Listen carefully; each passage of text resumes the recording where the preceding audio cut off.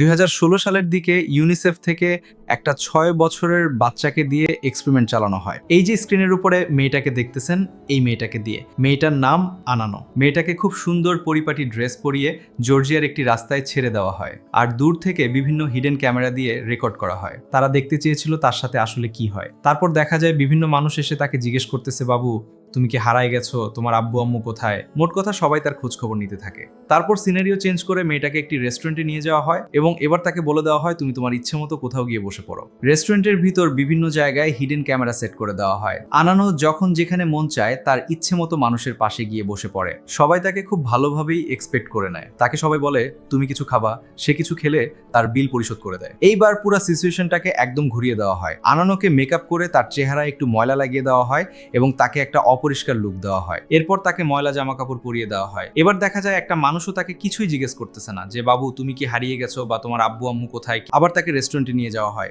এখানেও ঠিক সেম ভাবে কেউ তাকে এক্সপেক্ট করে না। কারো পাশে গেলে তাকে দূরে সরিয়ে দেওয়া হয়, এমনও হয় তাকে চোর মনে করে রেস্টুরেন্ট থেকে তাড়িয়ে দেওয়া হয়। তো এই ধরনের ব্যবহার দেখার পর মেয়েটা আর এক্সপেরিমেন্ট না করে রেস্টুরেন্ট থেকে কাঁদতে কাঁদতে বের হয়ে যায়। সে অবাক হয়ে যায় এই জায়গার মানুষগুলো একটু আগেই তাকে কত সুন্দর আদর করতেছিল। তার জামা কাপড় আর চেহারা একটু ময়লা লাগার কারণে তার প্রতি মানুষের ব্যবহার একদম চেঞ্জ হয়ে যায়। এই ছোট মেয়েটা এটা সহ্য করতে পারে না।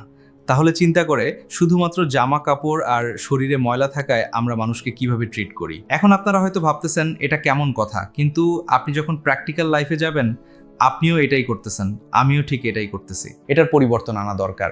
হোক না আমার আপনার থেকেই পরিবর্তনের শুরু। এই ভিডিও যদি আপনার দৃষ্টিভঙ্গিতে একটু পরিবর্তন এনে দিতে পারে, আই উইল বি হ্যাপি।